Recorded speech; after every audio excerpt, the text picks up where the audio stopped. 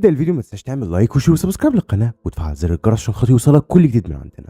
بيبدأ الفيلم وبنعرف ان في المستقبل الذكاء الاصطناعي اتطور جدا والروبوتات اصبحت موجودة في كل مكان وبتساعد البشر على كل حاجة في الحياة تقريبا. ولحد هنا ما كانش فيه اي مشاكل، لكن المشاكل دي بدأت لما واحد من الروبوتات اسمه هارلين كون جيش من الروبوتات وبدأ يهاجم البشر، وتسبب هارلين ورجالته في موت اكتر من مليون مدني بدون اي سبب. وبنعرف ان الروبوت هارلين ده تم تطويره اصلا في شركه كده اسمها شيبرد روبوتكس، واللي طورت هارلين كانت العالمه فال شيبرد، واللي كانت بتطور هارلين دايما وبتعيشه مع بنتها الصغيره اطلس اللي ما كملتش 10 سنين وقتها. لكن للاسف هارلين زي ما قلنا اتحول لروبوت مجنون وارهابي وكون جيش وبقى يقتل المدنيين، وبسبب كده اتكون تحالف دولي للقضاء على الروبوتات الارهابيه، والتحالف ده قدر يقضي على معظم جيش هارلين وكان قرب يوصل له. وهنا حس هارلين انه خلاص هيتهزم، فخد صاروخ فضائي وخرج بيه بره كوكب الارض خالص. ولكن قبل ما يمشي ساب فيديو مسجل ليه بيقول فيه انه هيرجع مره تانية لكوكب الارض وهينهي اللي بدأه وهيخلص على البشريه. وبس يا سيدي، بيعدي على كل ده 28 سنه وبنشوف حاليا قوات من التحالف الدولي بيقتحموا بيت كده، لان المفروض يعني ان البيت ده فيه روبوت ارهابي كده اسمه كاسكا، وكاسكا ده كان مساعد هارلين الاول. والمهم يعني القوات بتوصل حاليا لباب شقه كاسكا وبيفجروه، فبيطلع كاسكا عمل لهم كمين وسايب متفجرات في المكان فبتنفجر وبتصيب كتير من الجنود. بعد كده بيخرج كاسكا نفسه وبيبدا يضرب في الجنود بكل قوه، وبيبدا يضرب فيهم يمين وشمال ولا بيهمه، لحد ما بيجي روبوت تبع القوات وبيضرب كاسكا بشحنه كهربائيه، وبسبب كده بيقف كاسكا عن العمل وبيقع مغمى عليه، وفي النهايه بيقدروا قوات التحالف يقبضوا عليه. في نفس الوقت ده في مدينه لوس انجلوس بنشوف اطلس بنت العالمه فال، واللي حاليا بتكون كبرت طبعا عن الاول وبقت شابه، وبنعرف ان اطلس ذكيه جدا جدا، وبسبب كده بتشتغل مع قوات التحالف كعميله عشان تقدر توصل لهارلين واي حد باقي من جيشه لغايه دلوقتي على كوكب الارض. حاليا بتعرف اطلس ان كاسكا اتقبض عليه، وقبل حتى ما تلحق تفكر في اي حاجه بيجي لها دلوقتي ضابط من قوات التحالف وبيعرفها ان جنرال بوس قائد التحالف عاوزها. وقتها بتتحرك اطلس مع الضابط ده في طريقهم بقى لمقر التحالف بحيث تقابل الجنرال بوث. على ذكر الجنرال بوث فبنشوفه حاليا قاعد مع العقيد الياس، واللي يبقى عقيد في قوات التحالف. العقيد دلوقتي الياس بيعرف بوث انه مش واثق في اطلس قوي ومش عاوزها تشارك في عمليه استجواب كاسكا، بس بوث بيكون ليه راي تاني، وبيعرف الياس ان اطلس ذكيه جدا وهي اللي هتقدر تعرف مكان هارلين من كاسكا، خصوصا كمان وان اطلس اتربت مع هارلين وكاسكا هما الاثنين وحافظاهم كويس جدا، ان امها اصلا هي اللي صنعتهم وطورتهم. وبس بعد فتره مش طويله بتوصل فعلا اطلس للمقر وبتقابل الجنرال بوث، فعلى طول بيأمرها تروح لكاسكا وتستجوبه وتعرف منه مكان هارلين.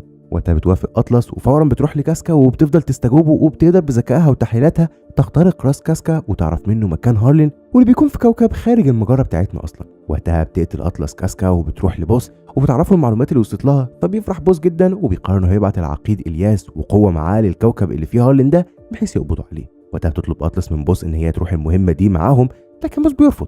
بس بيجي حاليا الياس واللي بيكون اقتنع ان اطلس هتفيده جدا، وهو اللي بيطلب بنفسه من بوس يبعتها معاه المهمه دي، فبيوافق بوس. بعدها بياخد الياس اطلس دلوقتي لمكان كده في المقر بتاع التحالف، وبيوراه في المكان ده روبوت ضخم كده عباره عن بدله حربيه يقدروا الياس وباقي الجنود يقعدوا جواه ويحاربوا بيه. وبيعرف الياس اطلس ان الروبوت او البدله دي يعني متطور بشكل كبير جدا لانها مرتبطه برابط عصبي مع البشر.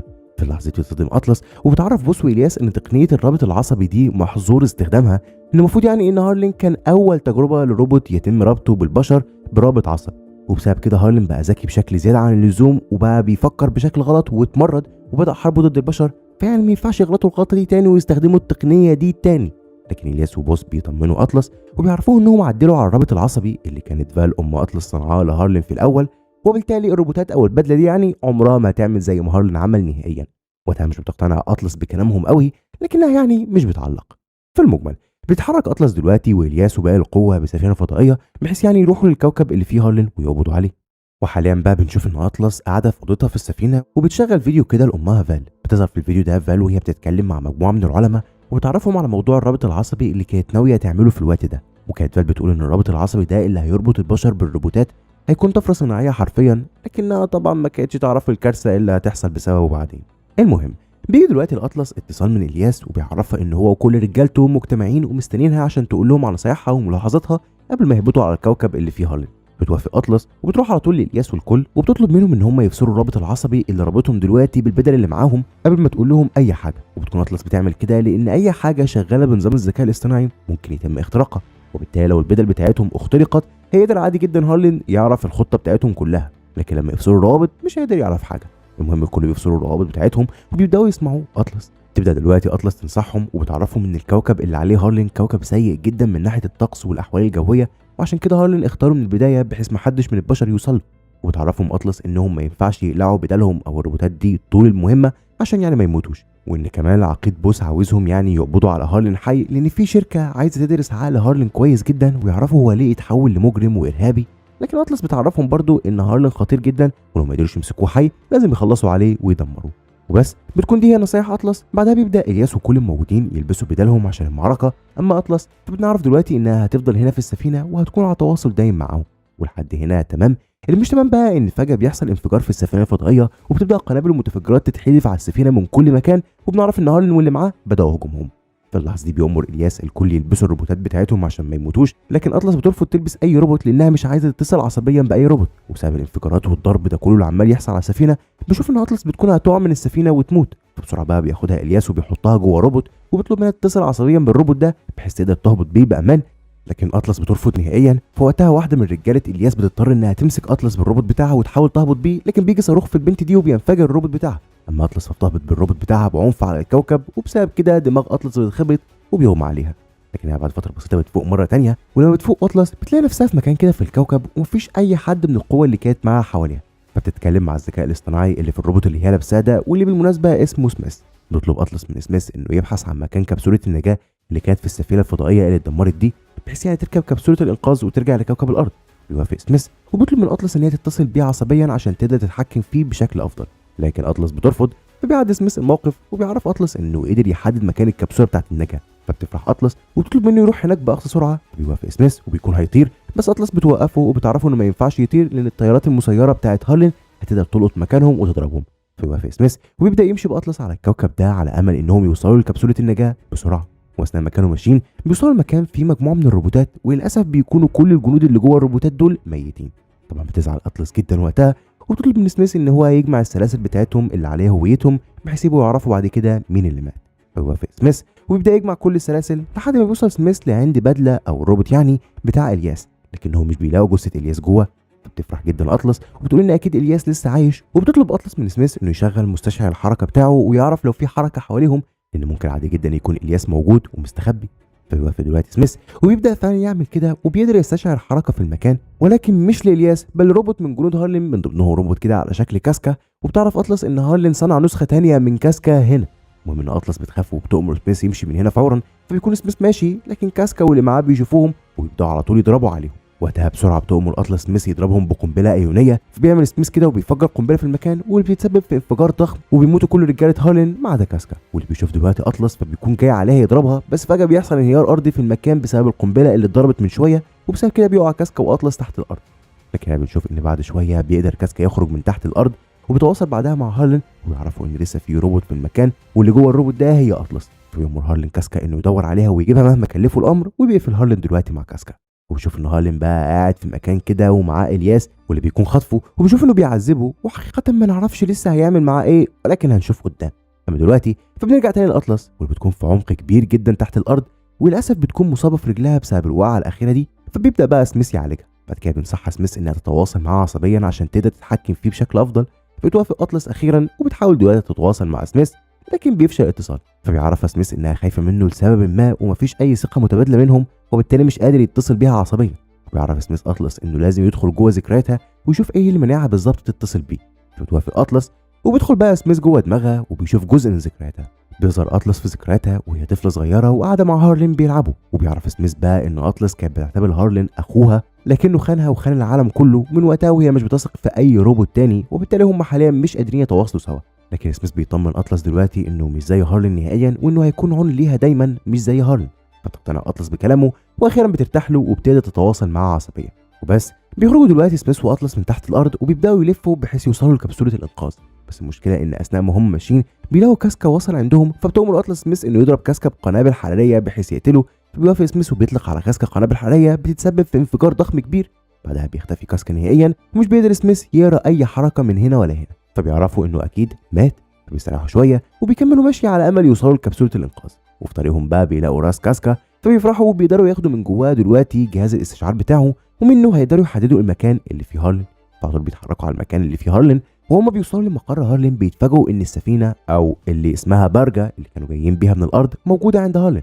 وهنا بقى بتفهم اطلس ان هارلين هيستخدم البرجه دي والمتفجرات اللي فيها عشان يدمر كوكب الارض، لان فيها قنابل كربونيه من اقوى ما يكون. طبعا بترعب اطلس وبتكون هتهرب، لكن فجاه بيجوا لها رجاله هارلين ومن ضمنهم نسخه جديده من كاسكا، وبيقدروا يقبضوا على اطلس وبيخرجوها دلوقتي بره الروبوت سميث. بعد كده بيودوها في مكان كده وبيربطوها، وهنا بقى بيجي لها هارلين. هارلين يا صديقي بيبدا يتكلم مع اطلس، فبنعرف من كلامه ان هارلين هو اللي كان سايب نسخه من كاسكا في كوكب الارض عشان اطلس تتواصل معاه وتعرف مكان هارلين، بعد كده تيجي بنفسها ومعاها قوه من التحالف للكوكب هنا، وساعتها هيقدر هارلين ياخد منهم البرجه او السفينه اللي جم بيها ويروح بيها لكوكب الارض، لان للعلم يعني كوكب الارض محاط بنظام دفاعي مش بتعدي منه الا السفن الفضائيه التابعه لكوكب الارض، وعشان كده هارلين استدرجهم لهنا عشان ياخد سفينه منهم ويرجع كوكب الارض. ده غير ان على البرجه او السفينه دي قنابل كربونيه عملاقه جدا، وطبعا دي هيستخدمها هارلين لتدمير كوكب الارض. ويا صديقي انا عارف ان بمجرد وصول اطلس والقوه كانت السفينه اتدمرت، لكن يعني هارلين واللي معاه قدروا يشغلوها من تاني. وحاليا بيعرف هارلين اطلس ان باقي خطوه واحده بس عشان خاطر يهجم على كوكب الارض، والخطوه دي هي انه ياخد منها الرقم السري لانظمه دفاع كوكب الارض. وبيعرفها هارلين انه خطف الياس وعذبه وعرف منه الرقم السري اللي معاه، وباقي الرقم المفروض يعني انه مع اطلس لانها القائده المساعده لالياس، وبالتالي هو خطفها هي كمان. بعد كده بياخد هارلين اطلس الاوضه اللي فيها الياس وبيربطها جنبه، وبيفضل بقى يعذبها لحد ما بيعرف منها باقي الرقم السري. وقتها بيفرح جدا هارلين وبيقرر انه ياخد دلوقتي رجالته ويروح يهاجم الارض. اما اطلس فبيقرر ان هو يسيبها هي والياس هنا، لان اصلا الاكسجين بتاعه ما هينتهي قريب وهيموتوا. وفعلا بيمشي هارلين والكل وبيسيبوا اطلس والياس، وفي الوقت ده بيسال الياس اطلس عن الروبوت سميث بتاعها، فبتعرفه انه في المكان هنا ولكن لسه ما اتدمرش. بيفرح الياس وبيعرف اطلس انها ممكن تستدعيه ما دام متصله معاه عصبيه، فبتعرفوا اطلس انها هتحاول تعمل كده، وبتبدا اطلس تحاول تستدعي سميث، فبيرد سميث عليها وبيعرفها انهم حاليا مرتبطين عصبيا بنسبه 94%، ولازم يرتبطوا عصبيا بشكل كامل عشان يقدر يجي لها. وبيعرفها سميث ان الارتباط ده مش كامل لانها لسه مش واثقه فيه بشكل كامل، ولازم تتخطى اي خوف بحيث تثق فيه ويرتبطوا سوا بشكل كامل. في الوقت ده بتعرف اطلس سميث انها مش مرتبطه بيه بشكل كامل لانها مش بتقدر تثق في اي روبوت، لانها زمان وثقت في هارلين وللاسف ضحك عليها. بقى اطلس تفتكر الماضي، وبنشوف ان اطلس وهي صغيره كانت بتغير جدا من هارلين لان امها فال كانت بتهتم بيه اكتر منها بكتير، وبالتالي في مره راحت اطلس لهارلين وعرفته انها عايزه تبقى ذكيه زيه بحيث امها تحبها زيه.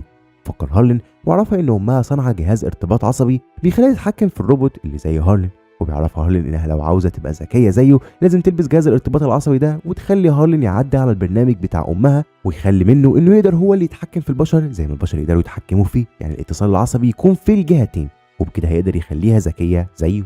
وقتها اطلس صدقته للاسف ولبست جهاز الارتباط العصبي، وبدا هارلين يعدل البرنامج عشان يزود قوته ويخلي نفسه قادر على التحكم في اي حد مرتبط بيه عصبيا زي ما اي حد ارتبط بيه عصبيا قدر يتحكم فيه.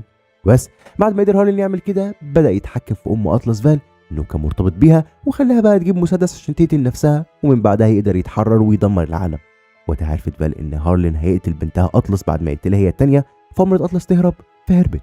طبعا وقتها خلص هارلين على فال، ومن بعدها بدا حربه ضد العالم كله. وبس بسبب كل ده بقى اطلس بقت حاسه انها سبب في اللي عمله هارلين، وعشان كده ما كانتش قادره تثق في اي روبوت تاني.